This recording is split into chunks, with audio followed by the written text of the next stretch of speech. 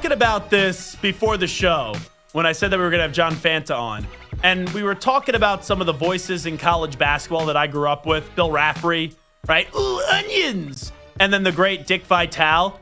And when I was talking about John Fanta, Samter and I both agreed that John has the potential to be like our generation's next voice of March Madness, that in like 50 years, we're still talking about him and his excitement for college basketball. Because I think pound for pound, he is the best at talking and covering college basketball that we do have today. So enough with the slobber fest, and let's bring on John Fanta, as I love talking college basketball with him. John, how are you? I love talking college basketball with you too, Zach. I'm great. I love this week. It's a celebration of the sport. And you can look at it two ways here, depending on what side of the scale that you're on. You can look at it from the standpoint of, well, 4 number 1 seeds. I love the chaos, and I love all that. Here's what I would say to that. Texas Tech could easily be here right now. Why not Ole Miss? Ole Miss was in position against Michigan State. I mean, we could go on and on about different things that happened in this tournament that could have led to one thing happening or the other. Not necessarily really with Duke and Auburn, but with Houston, they could have easily lost to Purdue. My standpoint is this is going to be rare. You might see 2 1s and 2 3s, or 2 2s and a 4 and a 6. 4 number 1s has only happened one other time for a reason. And don't tell me it's all about who's getting paid what, because there's some teams on the 2, 3, 4 line that paid their players more and are not in the Final Four. These 4 teams were the best all season. It is a historic Final Four, but what it ends up being in our minds is determined by, do we get a Chris Jenkins Villanova moment? Do we get a Gordon Hayward at the buzzer type of moment? Do we get Texas Tech Virginia in 2019 that was Virginia's ultimate redemption? I'm intrigued, and all eyes are going to be on, and I think we're going to see some high ratings this weekend. Would you agree with this statement? Cooper Flagg is the best player remaining in the NCAA tournament, but the most entertaining is Walter Clayton Jr.? I would actually agree with that, because if Clayton hit a shot Saturday night that I can't even use more than one hand to name the players that I've seen make that shot. He reminded me of Steph Curry, if we're being honest. Had a little bit of Ali Farouk Manesh of, you can't be serious with that shot. You know, when he let that go. And that's a legendary line from Dan Bonner, who I think, Dan Bonner, Stan Van Gundy, and Kevin Harlan, I'm just entertained. You would think they call college games the whole year before they hop on the mic for the tournament. Those are 3 GOATs. And with Clayton, I'm sitting there watching the game, Zach. I'm like, go to the rim. Like, just go to the rim. You don't need it. It was amazing. It was the perfect storm. Florida played the analytics and fouled Texas Tech twice early, when the majority of coaches don't do it. And then you want to give your All-American a shot, and he's incredibly entertaining. Cooper Flagg is the best prospect in college basketball that I've seen since I started covering the sport. That was 2017. So professionally, like where I have never seen anybody truly with a presence like him. And you talk to coaches, they say the same thing. Wow, we're blown away. I thought Kelvin Sampson on a show earlier today, Zach, he's like, I have a plan. He goes, I have 5 plans. He goes, there's a chance none of them work. Why? He's the number 1 pick in the NBA draft in June, but he makes everybody around him better. And if he gets this national championship, Zach, he's right there with Melo. He's right there, with the likes of an AD. And he's better than Zion. He's better than Zion. I also think this, John Fanta, too. When we talk about Florida and Duke, right? We talk Walter Clayton Jr. first. We talk Cooper Flagg, obviously, as well. The coaches here, I don't believe, get enough credit. I know it's at Duke, and right, anyone could coach at Duke. Ask Kyle Neptune about being at Villanova. Hubert Davis right now at being at UNC, replacing a legend. What Shire has done at Duke is really damn special this year. And also Todd Golden, breakout star, obviously, in the business. I'm going to use an example that's outside the box. That's why I like talking about this sport with you. It's got a little bit of, this sport, coaching in this sport, look at Scott Drew's career arc. Do you think anybody can walk into Baylor and win a national championship? Absolutely not. How's the same guy doing now? Right now, he's having a bit of a crisis of like, how long do I want to keep going? I have to adjust back to what I need. I got to portal better. Look at Bill Self. Bill Self is one of the greatest coaches to walk on the planet in the college game. How's his last 2 years gone? And people are criticizing him for roster construction. If you're going to criticize someone for their roster construction when they're down, are we not going to praise someone for their roster construction when they're this good? Shire's 37, Zach. This could have been a flameout. Had he lost in the first weekend of the tournament, Disaster. He would go into next year with Hubert Davis-like pressure. Enough with this anybody could coach. He's got the boozers coming in. He's got flag. I get a chance. I've people say to me, like, what do you do in the offseason? In fact, there is no basketball offseason. The NBA playoffs start next. I'm going to watch all the playoffs.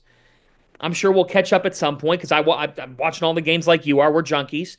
And then the recruiting circuit hits. June. The NBA draft is June. July is the circuit. Every time, without question. Boozers, Cooper Flagg, Kama Malawach, you name it. Jon Scheyer is sitting in the front row, and that says it all. Because there's other guys in this who show up once. And keep in touch on this.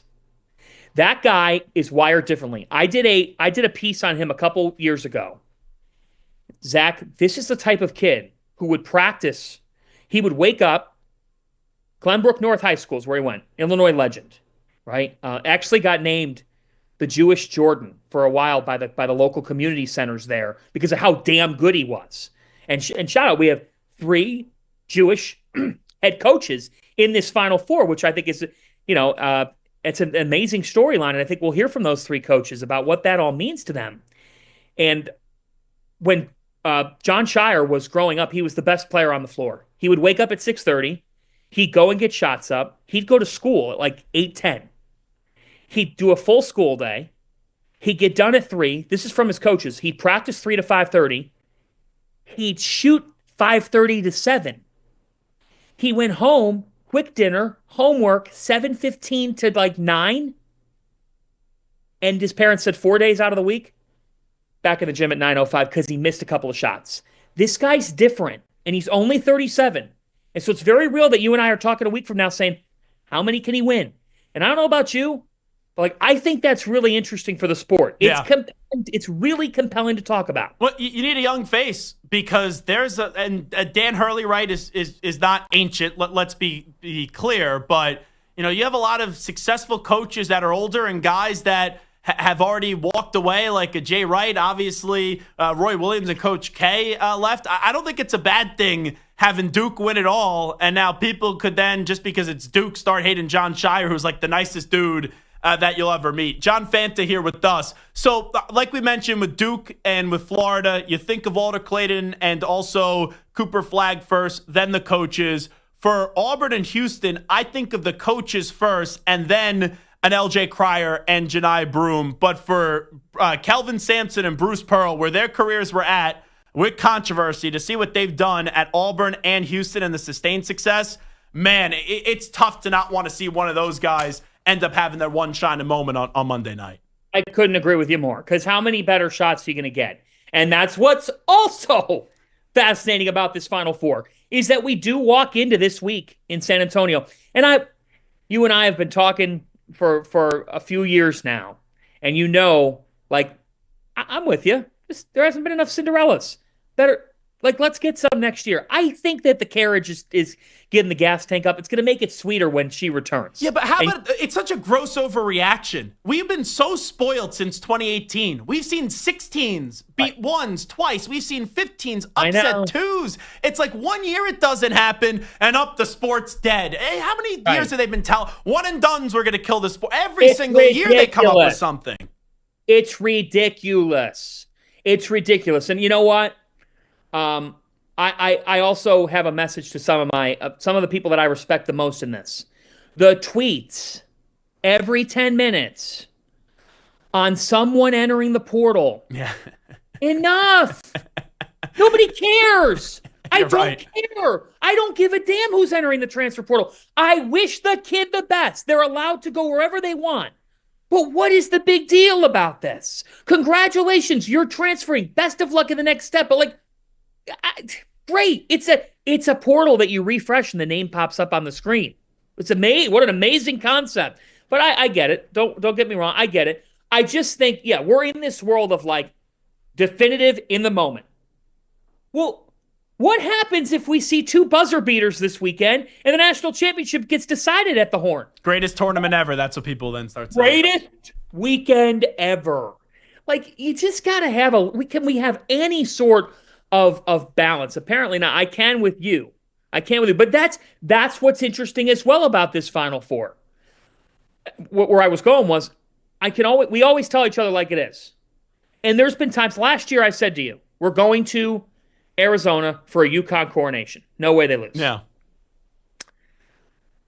This year, for the first time in a few years, genuinely, I'm walking into, like, because the 2022 one, Villanova lost Justin Moore. I didn't feel they could win it.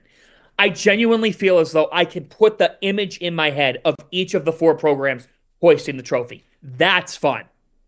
How would you rank them then, 1 through 4, in terms of most likely win it all and then least likely win it all?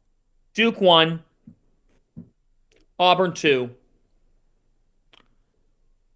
Florida 3, and Houston 4. And I say that because Houston's got to go against Duke on prep. And I say that because I still get a little bit wary of Houston meeting the nation's #1 offense in efficiency and Houston going into a tailspin like they did against Purdue. And also, Duke defense, not enough credit. What they did to Alabama, I was at a wedding Saturday night. I was so annoyed, even though my friends got married. I'm like, oh, Duke and Alabama, I'm going to be the guy that's on the phone at the wedding. I hate being that person. And I'm like, this game stunk. And it's a credit to Duke's defense, really, that does not get talked about enough. I haven't seen a team shut a team down defensively like that, especially one that averages 91.4 points per game. They have seniors. Like Mark Sears and Grant Nelson have seen it. Cliff Amory's been around the block. Chris Youngblood's been in a lot of big games. They looked overwhelmed. You frustrate Mark Sears. I haven't seen Mark Sears have that. I mean, LSU this year when he kind of got into it a little bit with the staff. But like since Steph Castle and UConn. But the length always was bothersome. BYU didn't present any of that. I mean, I'm sure. I will say this.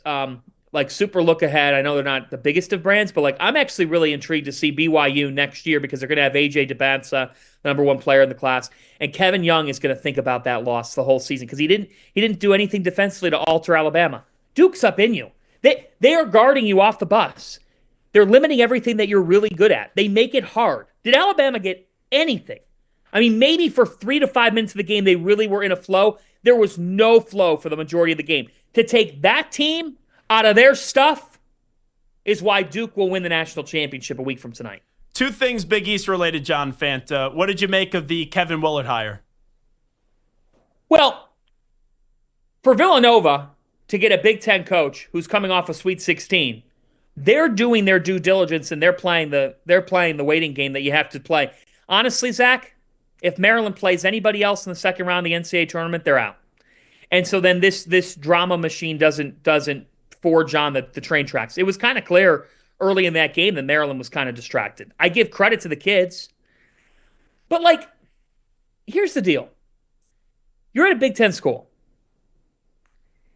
And I actually think that Maryland can be good in all this and can get the right guy and forge on. I would call Chris Beard. I'd make him say no. I think Kevin's a Big East guy. This is a guy who wants to coach basketball, golf. Villanova does a lot of that, and drink wine.